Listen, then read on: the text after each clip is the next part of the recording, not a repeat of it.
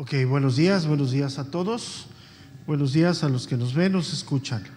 Hebreos capítulo 8, versículo número 10.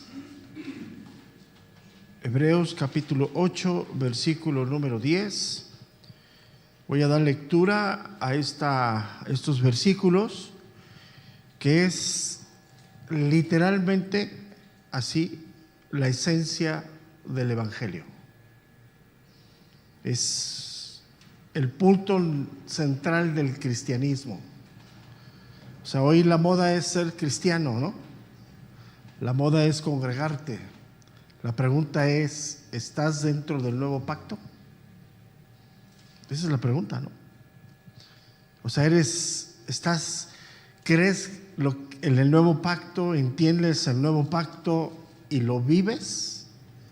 Esa es la gran pregunta que surge el día de hoy, porque es por gracia, es por fe, y es la gran diferencia, ¿no? Si estamos en el nuevo pacto, somos salvos de todo lo que implica la condenación al hombre, ¿no? Esa es la diferencia enorme. Entonces vamos a leer Hebreos capítulo 8, verso número 10. Dice, por lo cual se está refiriendo obviamente a que ya concluyó todo lo del antiguo pacto, todo lo que pasó con Israel, el límite que tenía el antiguo pacto, porque como lo hemos dicho, descansaba sobre la obediencia del hombre, y eso pues definitivamente era incapaz. Entonces, ese por lo cual es lo que tiene esa esencia. Este es el pacto que haré con la casa de Israel. O sea, hay que leer con mucho cuidado, porque Dios no está titubeando, no está pensando si se va a hacer. Él está determinando, Dios, hacer un nuevo pacto con la humanidad. La humanidad entra a través y se entiende por Israel. O sea, es lo que está diciendo, dice. Este es el pacto que haré, o sea, contundente, ¿no? No hay vuelta de hoja. Con la casa de Israel. Después de aquellos días, dice el Señor. ¿Cuáles días? El antiguo pacto.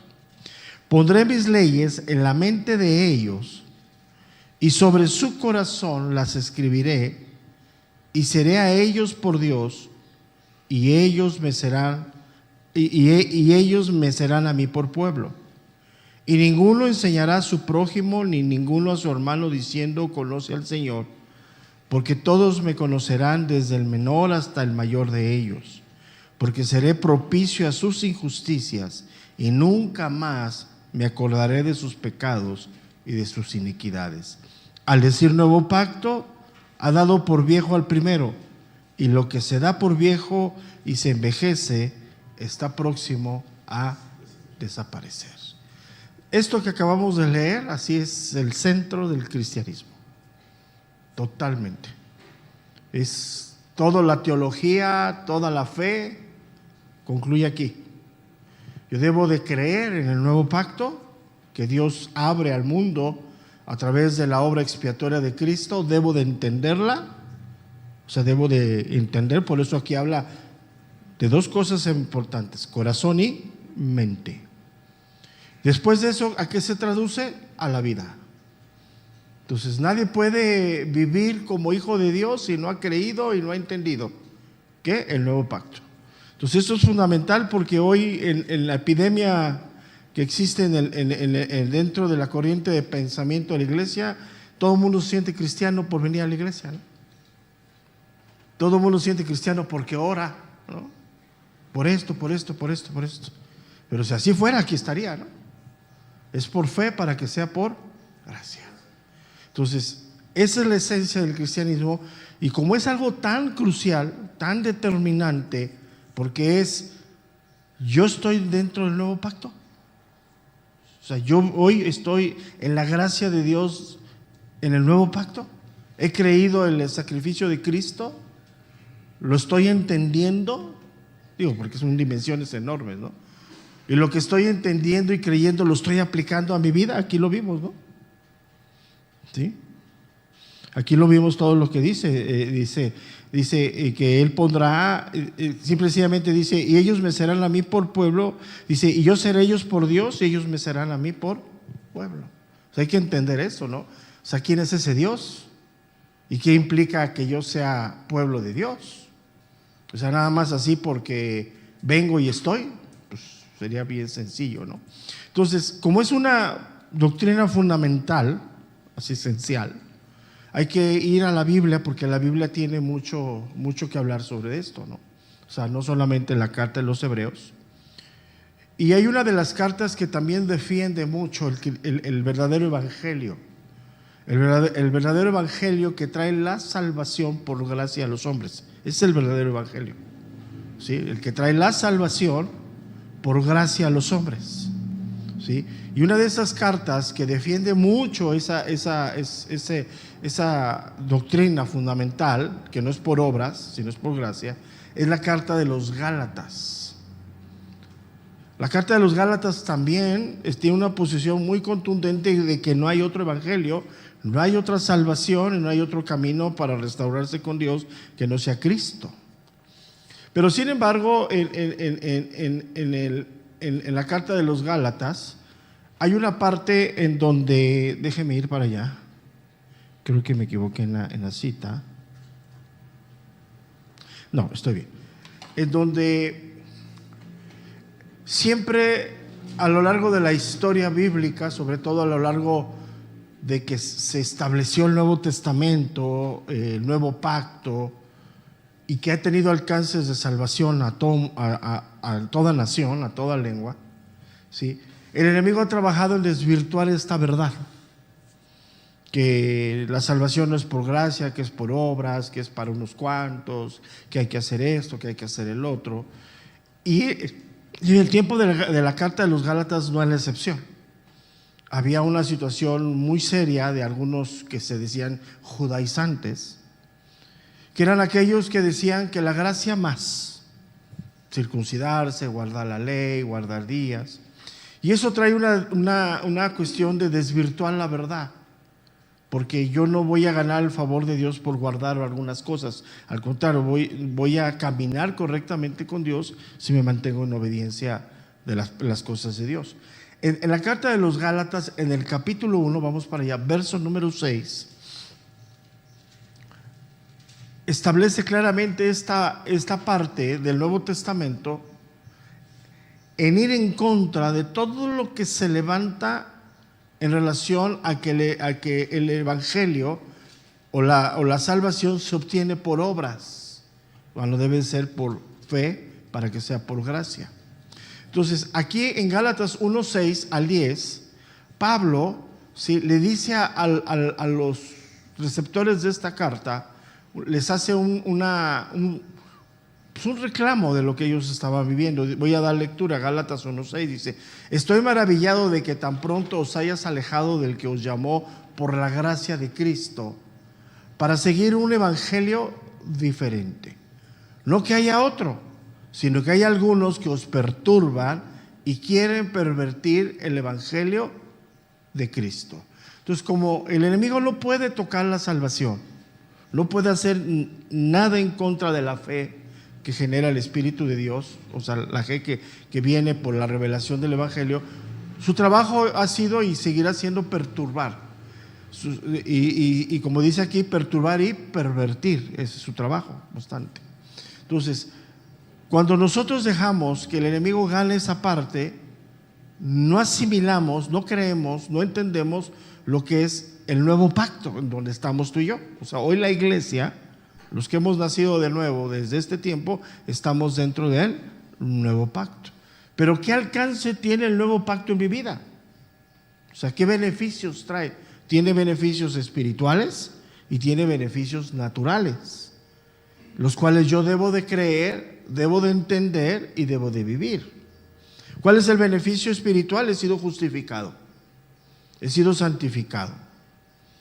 ¿Cuál es el beneficio natural? Me ha puesto Dios en mi corazón y en mi mente su palabra, que se traduce en la manera en la que vivo. O sea, andéis.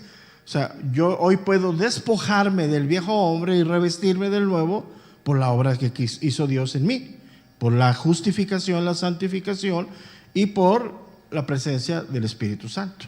Entonces, eso implica que estoy en el nuevo pacto.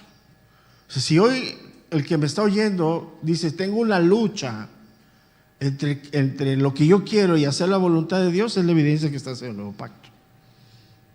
Esa es la evidencia, o sea, totalmente, ¿no? Porque estás luchando contra el viejo y el nuevo, ¿no? Que estamos en este momento. O sea, internamente somos nuevos en Cristo, pero externamente seguimos habitando un cuerpo que quiere lo malo. Entonces, por eso es importante, ¿sí?, de ir a la Escritura y no dejar que las ideologías modernas vengan y nos perturben y perviertan lo que Dios ha depositado en nosotros. ¿Por qué? Porque de esto depende mi perseverancia en el camino. En la medida que yo me voy despojando de todo pecado que me asedia, pues puedo ir corriendo con más paciencia la carrera que tengo por delante. O sea, puedo llegar a la meta, ¿no? Entonces, por esa situación es muy importante entender esto. Entonces, hoy lo que vamos a hacer antes de entrar a la parte de Hebreos 8:10, vamos a ver un poquito lo que dice la Escritura en Gálatas capítulo 1, verso número 6. El verbo perturbar significa agitar.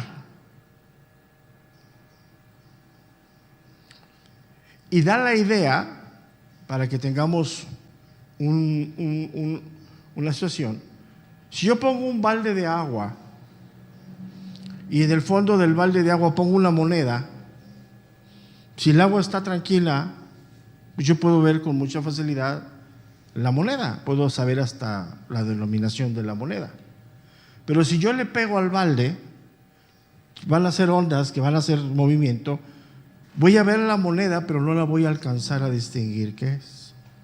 Eso significa perturbar. El enemigo viene a nuestra vida a querer perturbar, a agitar y hacernos creer que por lo que hacemos o pecamos, Dios nos deja de amar. Y eso es una mentira. O sea, de parte de Dios estoy seguro en mi salvación.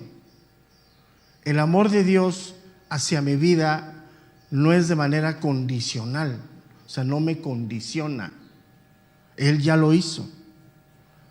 Pero de mí hacia Dios está el conflicto. O sea, yo sí puedo, tú puedes también dejar a Dios.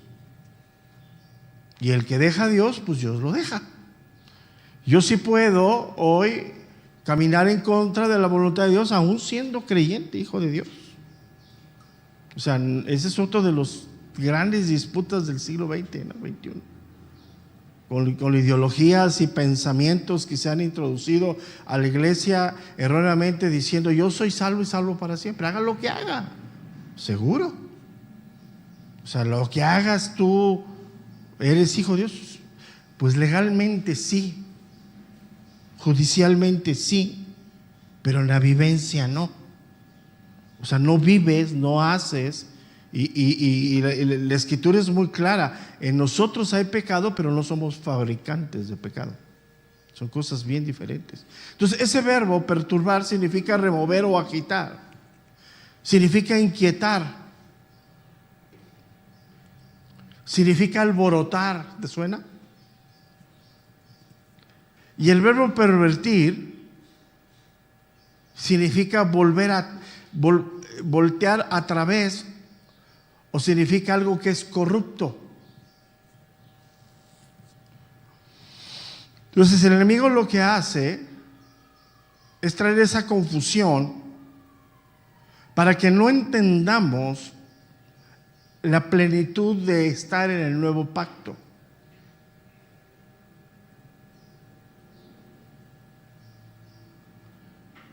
Y esa palabra, turbarse, perturban o turbarse, aparece varias veces en el Nuevo Testamento. Y una de ellas es cuando dice que los discípulos se turbaron en la barca cuando vino la tormenta. Tuvieron dudas, ¿no? Entonces, hoy el trabajo de Satanás es ponernos dudas. Ahora, yo quiero ser claro en esto, él nunca se va a aparecer, nunca lo vas a ver. O sea, es una mentira que le vi los cuernos y los ojos, el trinche, lees muchas novelas. Es una mentira, pero él tiene emisarios que hacen su trabajo. Y es ahí donde hay que tener cuidado. O sea, es ahí a donde dices, ¿cómo? Sí, así como hay creyentes, hay personas entregadas a la impiedad.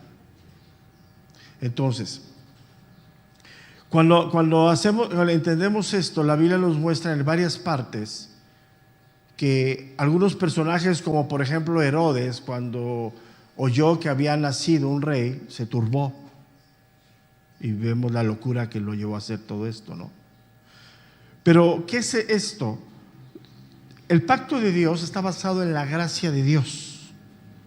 Algo que Él ofrece, salvación sin ningún pago de manera personal, porque Él proveyó el pago. ¿Sí? Él dio a su Hijo unigénito. Entonces, la gracia siempre nos lleva a la paz, a la tranquilidad, a saber que no depende de mí, no depende de mi capacidad, pero depende de mi respuesta. No depende de mi capacidad intelectual, pero depende de mi disposición del corazón. Son cosas diferentes, ¿no? Entonces, cuando dice Pablo aquí, en Gálatas capítulo 6, voy para allá otra vez, Gálatas 1:6. Estoy maravillado de que tampoco habéis alejado de lo que os llamó por la gracia de Cristo. Cuando dice eso el apóstol Pablo, les está diciendo que han abandonado la paz que Dios le da a través de la salvación. Entonces, cuando eso sucede, por instinto, pues queremos hacer algo, ¿no? Un instinto natural. Entonces, somos salvos por gracia, vivimos por gracia, y hoy debemos estar firmes en la fe por su gracia. ¿Qué es esto? ¿Sí? Que es la provisión de Dios a nuestra vida. O sea, Él proveyó nuestra salvación, Él nos dio la herramienta necesaria para perseverar, y yo necesito tomar todo lo que Él me dio para vivir. O sea, Él me santificó, me hizo toda la obra y me dio el Espíritu de Dios para que yo pueda perseverar. Si yo hoy rechazo eso, si yo hoy endurezco la voz del Espíritu Santo, pues salgo de la gracia de Dios. ¿Por qué? Porque ya el favor de Dios ya no opera en mi vida. Ya ando como yo quiero. Entonces, cuando le dice Pablo aquí en Gálatas 6:1, les está diciendo que ellos han abandonado la provisión de Dios, que es la salvación por medio de su gracia, haber creído. ¿Creído qué? Lo que Cristo o Dios hizo a través de su Hijo en la cruz. Eso es lo que está diciendo. Entonces, la gracia es el motor que nos impulsa a todos los creyentes. Es el fundamento de la vida cristiana. ¿Qué significa esto? La gracia es sinónimo de dependencia de Dios. Yo necesito tener dependencia, pero la dependencia también me lleva a la comunión con Dios. ¿Sí me explico? O sea, si yo no tengo comunión, no tengo dependencia y no vivo en la gracia. Entonces, ese es el punto donde estamos nosotros hoy parados aquí. O sea, yo no puedo solo, yo no puedo caminar en mi fuerza, en mi capacidad, porque el enemigo, las circunstancias, yo mismo estoy en contra de esto, ¿no? Pero necesito depender de Dios. Pero para poder depender de Dios, necesito tener comunión con Dios. Si yo no tengo comunión con Dios, pues ¿de quién dependo, no? Entonces, eso es lo que hoy el Espíritu de Dios está haciendo en nosotros. Entonces, cuando dice en la carta de los Hebreos que puso su palabra, sus leyes en nuestra mente y en nuestro corazón, a eso se está refiriendo. Que está ahí. Entonces, si dejamos la gracia, nos metemos en un conflicto serio, que el conflicto más serio que vamos a padecer es que vamos a claudicar tarde que temprano. ¿Por qué? Porque estamos en nuestras fuerzas. Y mi capacidad, pues ¿cuánto puede durar? Un mes, un año, 2 años, de repente, ¡pum!, me caigo. Entonces, por esa gracia soportamos las adversidades. Por esa gracia buscamos como creyentes glorificar a Dios a través de nuestra vida, inclusive a través del sufrimiento. Entonces, cuando dejamos la gracia, confío en mí. Y si confío en mí, pues voy a claudicar. O sea, en mi poder, en mi capacidad, estoy encaminado al fracaso y a la confusión, totalmente.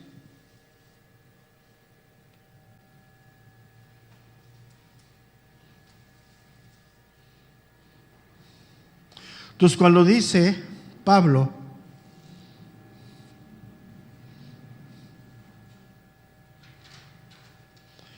estoy maravillado de que tan pronto os hayas alejado, les está diciendo haberse apartado. Ahora, el contexto aquí es lo mismo que en Hebreos.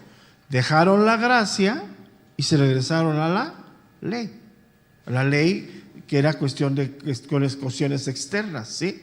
Entonces, cuando dejamos de depender de los recursos divinos, inmediatamente dependemos de los nuestros. Y ahí estamos en un conflicto, totalmente. Entonces, con esta razón, Pablo aquí en la carta de los Gálatas, pues está alarmado, ¿no? Le dice, estoy maravillado, dice Pablo, ¿no? Estoy sorprendido, le está diciendo, ¿no? Hay una inquietud en su corazón.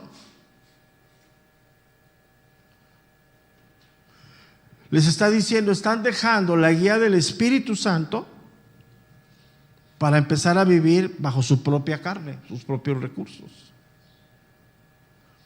Y cada vez que nosotros brinquemos hacia el lado de nuestra mente, nuestras percepciones, vamos a fracasar. Siempre.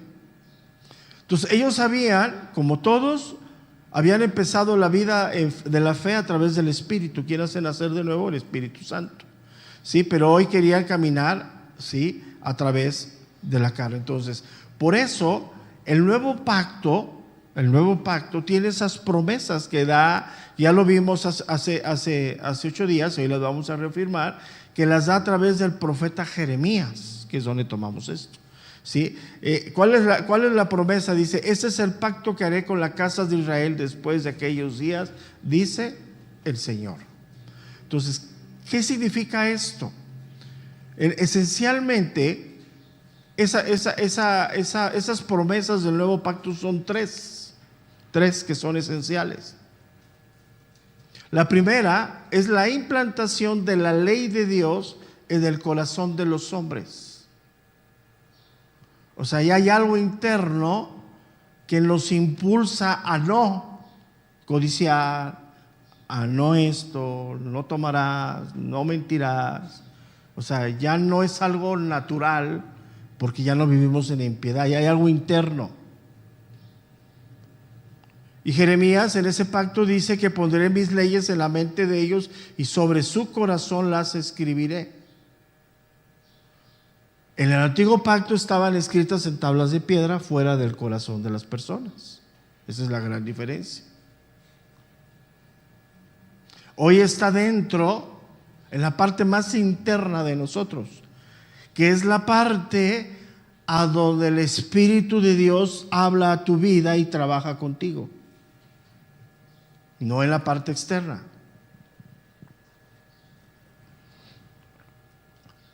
Eso es lo que se conoce como la vida de santidad, la vida en comunión con el Espíritu Santo.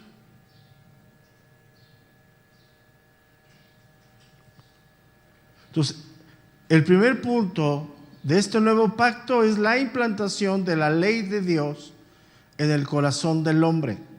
El segundo punto, hay una nueva vinculación entre Dios y su pueblo, que habla de dos cosas que son esenciales. Ya las mencioné. Comunión y conocimiento. Son dos cosas esenciales.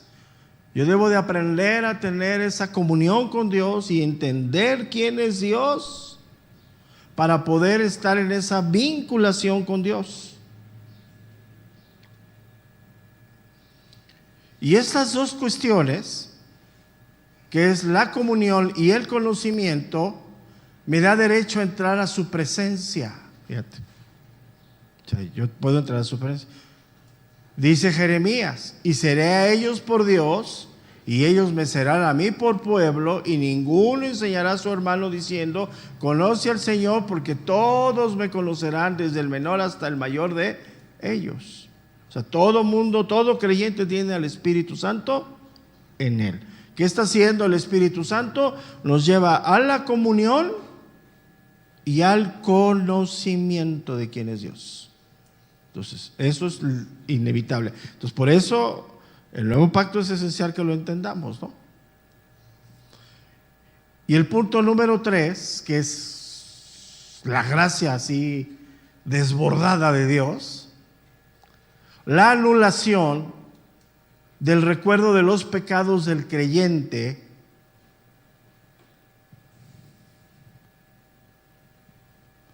la anulación del recuerdo de los pecados del creyente. ¿En base a qué? Anótala ahí, que es bien importante, ya lo debes de entender, ya debes de entender esta palabra. En base a la propiciación. ¿Quién es la propiciación? Cristo. ¿Por qué me perdona? Porque fue en Cristo quien me condenó. ¿Quién pagó eso que debía yo? Cristo. O sea, no fue un acto superficial, no fue un acto, vamos a poner, de ventaja de Dios, ¿no? Porque Dios podía haber perdonado sin haber un pago, pero como Dios es justo, tuvo alguien que pagar. ¿Quién pagó? Cristo. Entonces, ese es fundamental. Dice: porque seré propicio a sus injusticias y nunca más me acordaré de sus pecados y de sus iniquidades. Entonces, ¿qué es lo que estamos viendo el día de hoy? La esencia del cristianismo es creer, entender y vivir el nuevo pacto. ¿En dónde estoy? La pregunta que surge así enorme con un asterisco: ¿estoy dentro del nuevo pacto? O sea, ¿por qué? Porque no porque me congrego, no porque leo la Biblia, no porque oro en lenguas, eso cualquiera. No porque canto precioso, no, cualquiera. Estás en el nuevo pacto. Hay un resorte interno en ti que te hace valorar la palabra de Dios. Hoy tienes conciencia a lo que Dios dice, ¿no? ¿O sigues cauterizado? Ese es el punto, ¿no? O sea, Dios dice no, yo digo sí. Pues sí, así está el hombre en impiedad, ¿no? Entonces, el Espíritu de Dios, que ya hizo esa obra, está reafirmando lo que ya hizo en nosotros. Eso se llama, lo que Él está haciendo en relacionar el corazón a la mente, se llama renovación. O sea, yo me tengo que renovar. O sea, aquí en mi corazón ya está por la obra de Dios. Ahora, si tú me dices que te lo explique, pues no sé. Ya en la mente ya está presente, pero ¿qué necesito hacer? Pues que lo que yo creo, lo entiendo y lo vivo. ¿Quién está encargado en este momento de hacer toda esa obra? El Espíritu Santo. Es el que está obrando. Entonces, hoy por el Espíritu Santo tenemos conocimiento de Dios. Por ejemplo, yo digo una expresión: tomemos a Dios como Padre. Fíjate, una expresión bien simple, ¿no? ¿Quién te revela esa paternidad? El Espíritu de Dios. Tu carne te lleva al concepto padre terrenal, opresor, lo que tú quieras. Pero el Espíritu te lleva al concepto de padre correcto, que es el Espíritu de Dios. Y a través de lo que Dios hizo en nosotros, que hoy somos el templo del Espíritu Santo, nos da la entrada a la presencia de Dios.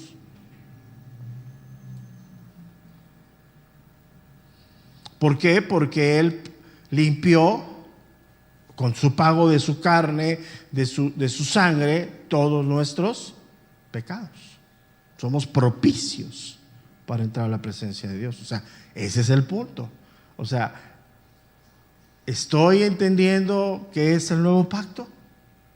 Porque hablamos de dependencia, hablamos de comunión. Entonces yo ya no me muevo solo.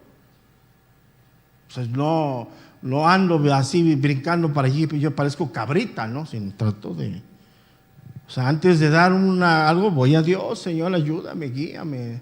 Y esperamos en Dios, ¿no? Entonces, podemos decir que todo esto se desprende en una sola palabra y es una realidad bíblica. Si yo estoy en el nuevo pacto, tengo una nueva relación con Dios. Esa es la realidad. O sea, nadie que no esté en el nuevo pacto tiene esa relación con Dios, aunque crea. O sea, eso es bien importante. Ahora, ¿cómo me puedo cerciorar? Porque el Espíritu de Dios, ¿a qué me lleva? A la verdad. Siempre me va a llevar a la verdad. Y yo debo de conocer esa verdad de Dios.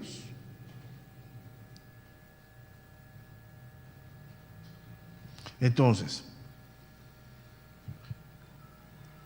y lo que ha hecho Dios es restaurar esa parte que se rompió en el Edén, que fue el pecado, ¿no? El pecado es la separación totalmente. Entonces, cuando yo digo estoy en el Espíritu, estoy diciendo, estoy siendo guiado por la verdad de Dios. Eso es estar en el Espíritu. O sea, estar en el Espíritu no es hablar en lenguas, ni poner los ojitos en blanco, ni brincar, ni hacerle como perrito muerto. Estoy guiado por el Espíritu Santo. Y normalmente va en contra de los principios del mundo, el 99.9%. Eso se llama santidad. O sea, estar en el Espíritu es ser guiado por el Espíritu, y estar en esa vida de santidad es ir en contra de los principios del mundo.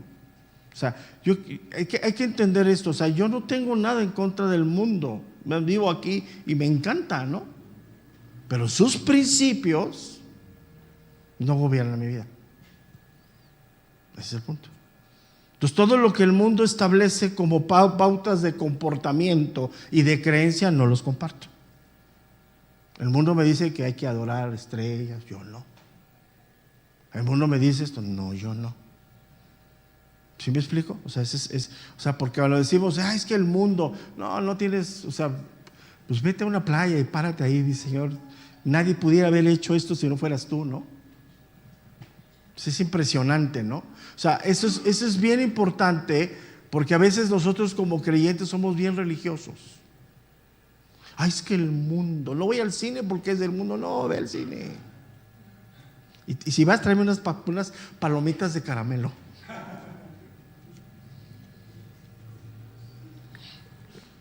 Pero ahora sí, como literalmente lo digo, colamos el mosquito y nos tragamos el camello.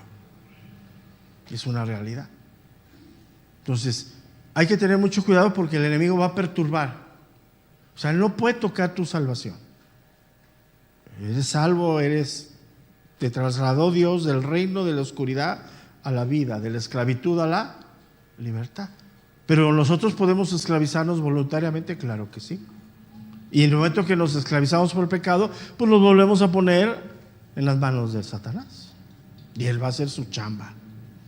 O sea, no puede tocarnos, pero nos puede desviar. Entonces, por eso Pablo le dice en Gálatas 1:6, estoy maravillado de que tan pronto os hayas alejado de aquel que os llamó por la gracia de Cristo para seguir un evangelio diferente, no que haya otro, sino que hay algunos que os perturban y quieren pervertir el evangelio de Cristo. Perturbar y pervertir. Entonces tenemos que estar muy seguros nosotros de que es el nuevo pacto. Y para que no los perturben y perviertan, tenemos que entenderlo. Ya lo crees, ¿no? Estás aquí, eres hijo de Dios, creíste, ¿no? Ahora tienes que entenderlo. En la manera que lo vamos a ir entendiendo, lo vamos a ir viviendo. O sea, es obvio, ¿no? O sea, hasta en lo natural, ¿no? Cuando haces algo por primera vez te cuesta trabajo. Pero a medida que lo vas haciendo, pues ya eres una máquina haciéndolo, ¿no? es natural. Entonces, ahora sí regresemos a Hebreos capítulo 8, verso número 10. Porque esta clase y la próxima van a estar muy buenas en relación a la vida cristiana, ¿no? En donde verdaderamente los que hemos sido nacidos de nuevo, nos desvinculamos con todos aquellos que dicen ser y no son. Aunque estemos aquí, o sea, nos parece todos bañados y peinados, sí, pero eso no implica que sea salvo, ¿no? El comportamiento. Ahora, aquí somos maestros del engaño, todos parecemos cristianos, pero tú sabes cómo vives. Entonces, si tú viviendo te engañas, pues ya, ¿qué más puedo hacer? O sea, te ves en el espejo y ves a un rubio de ojos verdes, cabello chino, pues vete. ¿Yo qué te voy a decir? Pero si te paras en el espejo y ves que ya tienes canas y dices, sí, ese soy yo. Entonces, ¿qué hace el Evangelio? Nos pone en evidencia, ¿no? ¿Y qué es lo que hacen? Pues huyen. Pagas tu boleto a la feria donde tiene espejos que desvirtúan la realidad. Ahí te ves 20 kilos menos, 10 centímetros arriba. Está bien, estás en todo tu derecho. Quiero que lo entiendas con todo el respeto, ¿no? Porque el Evangelio hace esto. O sea, el Evangelio quiere ponernos la verdad para ser libres. La mentira viene y nos perturba, nos inquieta, nos quita la paz. Entonces dice Hebreos 8:10, por lo cual este es el pacto. Esta palabra pacto significa contrato. Habla de una disposición. Y si lo leemos con cuidado, dice, por lo cual ese es el pacto que haré con la casa de Israel, que haré. No está dudando Dios. Ahora, está tomando el escritor de Hebreos la profecía de Jeremías unos 800 o 900 años antes de Cristo, aproximadamente. Ya desde ahí está el pacto, o sea, ya estaba desde antes, ¿no? Desde Abraham. Pero aquí lo reafirma. Entonces, cuando leemos esto, tenemos la seguridad de que el nuevo pacto es una verdad y que viene, y la provisión de ese nuevo pacto es Dios.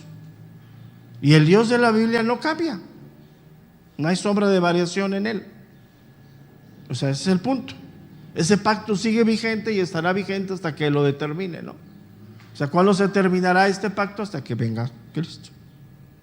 Ya mientras pasarán 1000 años. Ya ven que por ahí andan diciendo que ya la tercera guerra mundial. Digan lo que digan, son puros distractores. O sea, la pregunta es, si viniera Cristo hoy o te llamara, ¿estás listo? Ese es el punto. Porque si sigues afirmando, no, yo soy cristiano, vivo, todo tu derecho. Pero la palabra, este Dios que dice aquí, este es el pacto, Él no cambia. Y Él dijo aquí que fornicarios, adúlteros, bla, bla, bla, no heredarán el reino de los cielos. Entonces, ¿qué hacemos? ¿Sí me explico? Entonces, son cosas muy serias estas, ¿no? ¿Por qué? Porque hoy ante tanta ideología, tanto pensamiento, pues se desvirtúa esto. Entonces, dice, por lo cual ese es el pacto que haré con la casa de Israel después de aquellos días, dice el Señor. Ya vimos.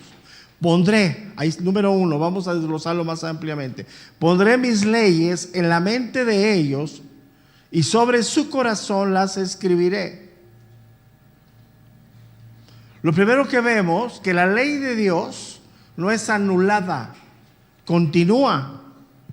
Los 10 mandamientos siguen presentes hoy en día de hoy. ¿Por qué? Porque es el reflejo del carácter de Dios. La ley es santa, justa y buena. Pero hoy entra en otro camino diferente, porque Dios hoy de manera soberana, y no me digas cómo, que no lo sé ni nadie lo sabe, A todos los que hemos sido nacidos de nuevo nos la pone en la mente y en el corazón. Antes estaba en las tablas de piedra. Ahora tú ves cómo, pues no, ni las vemos tú y yo. Pero ahí es donde entra la fe. ¿Sí me explico? Ahí entra la fe. O sea, si Dios dice que Él pondrá sus leyes en nuestra mente, en nuestros corazones, entra la fe. Pero después de la fe, ¿qué sigue? El conocimiento. Y después del conocimiento, ¿qué sigue? La vivencia. Entonces son cosas que paso 1, paso 2, paso 3. O sea, primero fuiste sembrado del vientre de tu mamá, luego naciste un bebé, y hoy ya eres un adulto. O sea, todo tiene un orden. Entonces, cuando Dios le dio la ley a Moisés en el Sinaí, era algo exterior. Los 10 mandamientos fueron escritos por Dios sobre una tabla de piedra. Pero la profecía de Jeremías habla acerca de lo que el Espíritu Santo hace. Entonces, en el nuevo pacto, la ley de Dios está en el interior de nosotros, en la mente y en el corazón.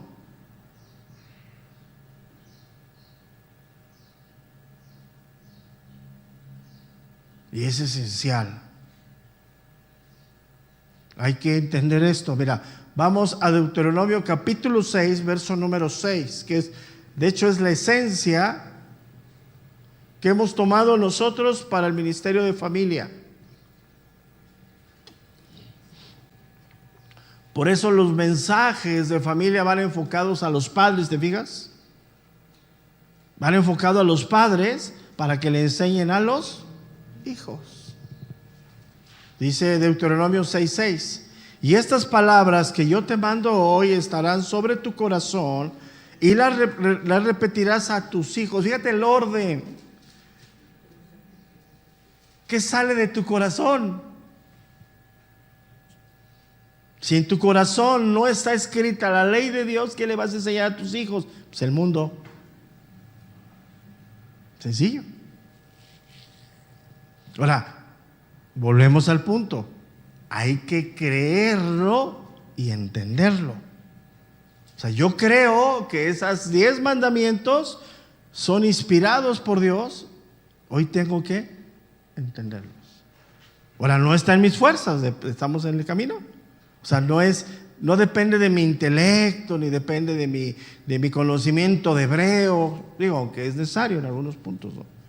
Depende de mi comunión, de mi relación con Dios. Y decirle, Señor, cuando tú dices no hablarás, no darás falso testimonio, ¿qué, Señor? Pues Dios te va a venir. Lo primero que te va a decir, cierra tu boca. Sencillo. Dice, y le repetirás a tus hijos y hablarás de ella estando en tu casa, andando por el camino, ahí ponen el trabajo, y al acostarse, y cuando te levantes, y las atarás como una señal en tu mano. ¿Cuántas veces ves tu mano al día?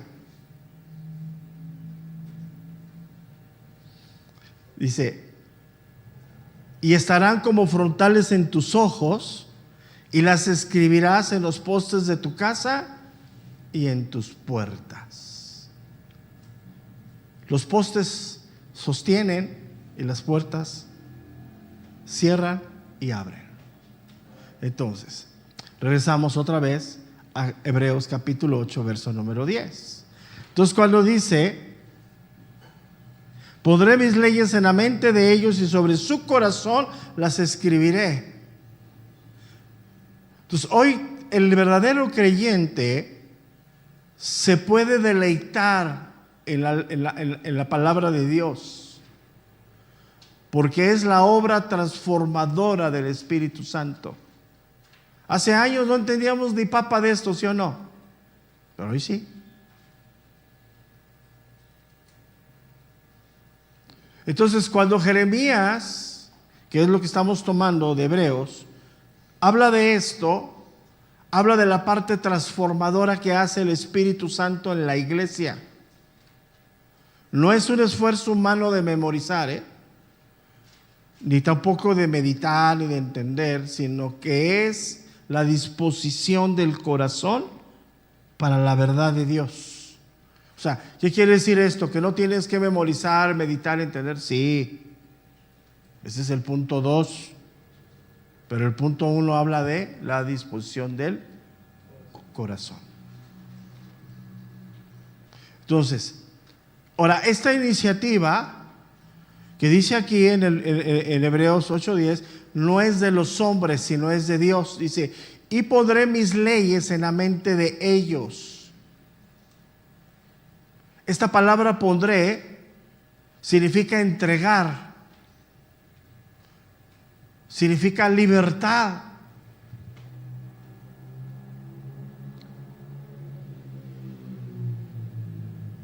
Y la palabra sobre significa descanso. Da la idea de ir hacia un punto.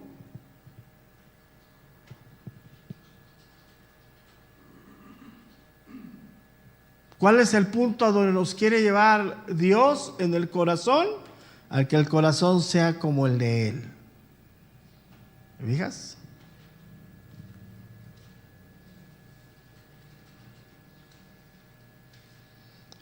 Entonces, cuando el Espíritu Santo viene a nosotros, su labor es hacer viva esa palabra que ya está aquí para llevarnos al corazón de Dios. O sea, entre más caminemos, más dependemos, más comunión, nos vamos encaminando más a la imagen y semejanza de Cristo. ¿Qué pensaba Cristo? ¿Qué hacía?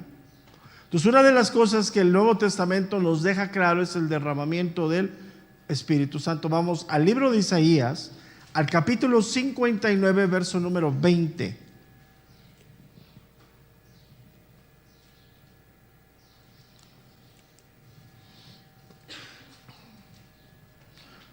Isaías 59, versículo número 20.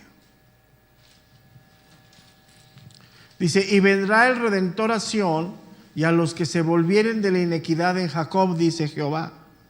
Y este será mi pacto con ellos, dijo Jehová. El espíritu mío que está sobre ti y mis palabras que puse en tu boca no faltarán de tu boca ni de la boca de tus hijos, ni de la boca de los hijos de tus hijos, dijo Jehová, desde ahora y... ¿De qué está hablando aquí? De la revelación de la palabra de Dios a través de la obra del Espíritu Santo. No está hablando de algo de descendencia, tener cuidado. O sea, no está hablando de que si yo soy creyente, mis hijos son creyentes. Está hablando de la obra del Espíritu Santo en todas las generaciones. Está de generación en generación. Vamos, o sea, hay una generación que nos antecede y una generación que va a ser después de nosotros de creyentes. A eso está refiriendo. Entonces, cuando dice Jeremías que la ley está escrita en los corazones, dice, y sobre sus corazones escribiré, está hablando de la obra del Espíritu Santo que hace en cada creyente. Y el Espíritu Santo obra en la mente y en la voluntad. Ilumina la mente, abre los ojos del entendimiento para darnos una comprensión adecuada de quién es Dios. Él nos enseña quién es Dios plenamente, o sea, en nuestra incapacidad, ¿estamos de acuerdo? O sea, jamás conoceremos a Dios plenamente, pero aún en nuestra pequeñez vemos eso. Por eso, Él es el que produce en nosotros el querer como el hacer. Salmo 40, verso número 8. Salmo 40, versículo número 8.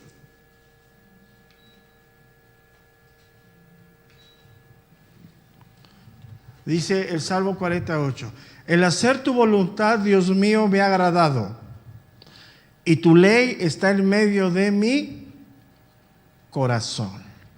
Entonces, ¿cómo podemos hacer la voluntad de Dios? con la palabra dentro de nuestro corazón. Entonces, el Espíritu Santo nos proporciona la palabra de Dios, nos da el entendimiento, nos abre el entendimiento para poder hacer la voluntad de Dios.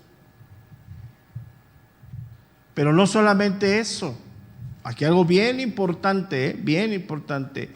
Él nos pone la motivación necesaria.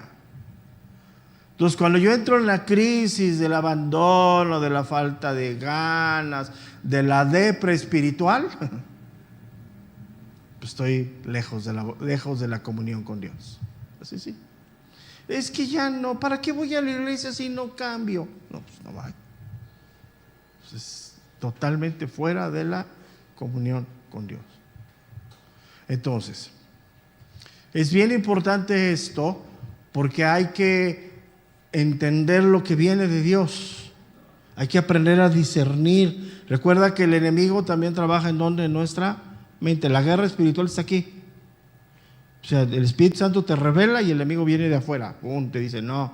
Mira, vamos a la primera carta de los Corintios, capítulo 2, verso 16.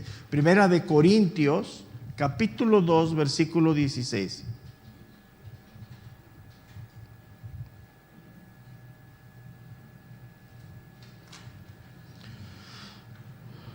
Primera de Corintios 2:16. ¿Por qué? ¿Quién conoció la mente del Señor? Pregunta Pablo. ¿Quién lo instruirá? Nadie. Mas nosotros tenemos la mente ¿de quién? De Cristo. ¿Qué significa esto? Podemos hacer la voluntad de Dios. Aunque los caminos de Dios son inescrutables, hay cosas que Él se revela y podemos hacer su voluntad. Entonces, ¿qué significa entonces? Para ir después pondré mis leyes en la mente de ellos y sobre su corazón las escribiré. Está hablando de la voluntad y de los pensamientos.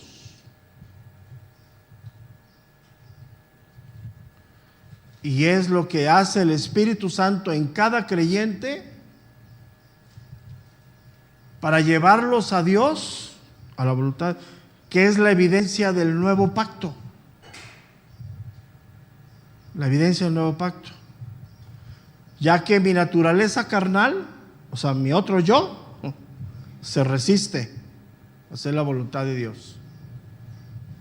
Por eso mismo, para poder vencer al otro yo, Dios pone en mí el querer como el hacer. O sea, toda la provisión, ¿te fijas? ¿Viene de quién? De Dios. O sea, no dejó nada así como que, o sea, yo quiero que meditemos eso. Por eso yo decía hace un momento, tú y yo sabemos de manera personal, interna, qué estamos viviendo y qué estamos haciendo. Y eso pone la evidencia que si somos o no somos hijos de Dios. O sea, tú sabes. Si tú te engañas y dices, andas haciendo cosas, pensando, viviendo en lo oculto, cosas que son en contra de los principios de Dios, pues ahí está cuestionable. Yo no voy a decir si sí o si no, a mí no me corresponde. Pero hoy la moda es de que yo soy creyente porque estoy aquí. Pues sí. Fíjate que yo fui si yo fuera a visitar la facultad de medicina, ¿me haría doctor? Ay, pastor, pues no, pues es lo mismo. ¿Te fijas? Y es lo nuevo ahora, ¿no? O sea, lo nuevo es eso, ¿no? Hombres siguiendo a hombres, ¿no? Y una de las cosas, para terminar esta mañana, de la evidencia del nuevo, que estoy en el nuevo pacto, escúchame bien esto, escúchame bien lo que me está oyendo, que hay temor en mi corazón de Dios. Antes vivíamos como el Dios soberano, le habías hecho un Dios de bolsillo, ¿no? O sea, lo amoldabas a lo que tú querías. Y eso te lleva a no tener temor de Dios. Si el Espíritu de Dios te revela quién es Dios, hay temor en ti. Entonces, todo lo que tú veas y oigas, la pregunta es, ¿eso que está haciendo fulano, mengano, muestra temor de Dios en su vida? Porque tú también lo tienes, ¿no? O sea, ¿tú deliberadamente mentirías?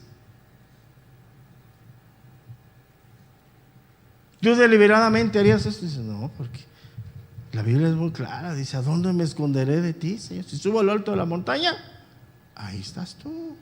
Si bajo a lo profundo del mar, ahí estás tú. Si escondo esto debajo de mi cama, si le digo al hermano, Dios te bendiga, y en mi corazón quiero que lo... Pero ¿sabes qué es la evidencia? Como, pues estoy aquí y estoy siguiendo a las ovejas. Mira, puedes seguir a las ovejas sin ser oveja, pero tarde que temprano, cuando el pastor llame, no vas a saber ni para dónde, porque no eres oveja. Jeremías 32, 39, con esto terminamos. Ya son 10 días. Jeremías 32, 39 dice, y les daré un corazón y un camino para que me teman perpetuamente, para que tengan bien ellos y los hijos después de ellos. Y haré con ellos pacto eterno, que no me volveré atrás de hacerles bien, y pondré mi temor en el corazón de ellos para que no se aparten de mí. Mira, hoy quiero terminar con esto y que el Espíritu te lleve a esta verdad. Palabras del Señor Jesús. Separados de mí,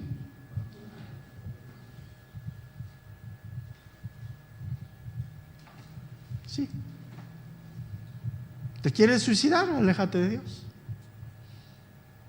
Y el enemigo te va a poner voces aquí, personas que te van, sí, te van a empujar. Y van a ir orando por ti, empujándote al abismo. Sí. Sencillo. Porque ese es el trabajo de Él y de los que lo siguen a Él. Pero el Espíritu te va a decir no. Y va a infundir algo que solamente, escúchame bien y con esto termino, está en el corazón del creyente. Temor a Dios. ¿Temes? Y es algo que hoy es muy fuerte esto. Porque esa falta de temor ha llevado a la iglesia del presente a vivir una ligereza tremenda.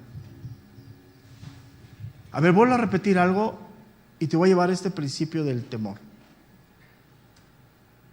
Son las 10 de la mañana con 10 minutos del día 18 de abril del 2026. Si en los próximos 5 minutos te llamara a Dios o vendría a Él, ¿qué cuentas harías? ¿Tienes temor en tu corazón o no? ¿O sigues diciendo, no, pues Dios me entiende, Dios sabe? ¿Sigues? Esa es la gran diferencia. Porque no sabemos. Tenemos una promesa, que Él vendrá por su iglesia. Y la promesa es la que nos sostiene, no avergüenza. Pero vivimos bajo esa promesa. Añoramos. Porque la Biblia es muy clara, el que añora eso se santifica todos los días. Hoy, ¿cómo vive la mayor parte? No, el frenesí del mundo. Mira, ayer yo escuchaba en el radio que un niño de 6º año en una primaria de Tejalpa, allá en Morelos, llevó al salón de clases un encendedor tipo pistola, una pistola, y el niño lo saca en pleno salón de clases. ¿Te imaginas la revuelta que se armó? Pues es obvio, ¿no? Y está la disputa en Morelos entre los padres y la escuela, las escuelas, en revisar las mochilas. De hecho, las mochilas donde van mis nietas son transparentes ahora. Transparentes, ese es el requisito. Y decía el comentarista, es que está la disputa porque unos se oponen. Fíjate lo que... ¿De por qué le van a revisar la mochila a los niños y los derechos de los niños? Y después de una gran filosofía y muchas conclusiones, llegaron a un punto donde hemos estado en los últimos, desde la pandemia para acá, que ha sido un conflicto muy serio, que ha hecho que muchos se hayan ido. El problema no está en la escuela, está en los padres. El problema no es que alguien supervise a tu hijo a la entrada de la escuela que lleva. El problema es en tu casa. Y seguimos en lo mismo. ¿Y sabes por qué? Muchos han mejor ido, se han ido. Por los hijos que tienen, que no quieren escuchar. Y es una pena. Es una pena, porque como lo dije el jueves y el jueves pasado, los hijos no nos pertenecen. Y el Salmo dice que nosotros tenemos el arco, ellos son una flecha. ¿A dónde diriges esa flecha? ¿A dónde la diriges? Hoy la educación sexual la quiere dar las escuelas. No, es de los padres. Sentarte con tu preadolescente, con tu adolescente y explicarle natural y lo que Dios enseña espiritualmente. Pero eso, mira, ausentismo. Pregunto, si hoy viniera Cristo, ¿qué? Si hoy nos llamara a su presencia, pasó. ¿Seguimos pensando salvos y salvos para siempre? ¿Amén? Ok, si Dios nos da vida, nos vemos en un ratito, Mujeres de Fe. Y mañana tenemos nuestras 2 reuniones. Hoy por la tarde también hay matrimonios, 5:30 de la tarde, hay matrimonios. ¿Sí? Y mañana tenemos nuestras 2 reuniones dominicales. Dios les bendiga, buenos días a todos.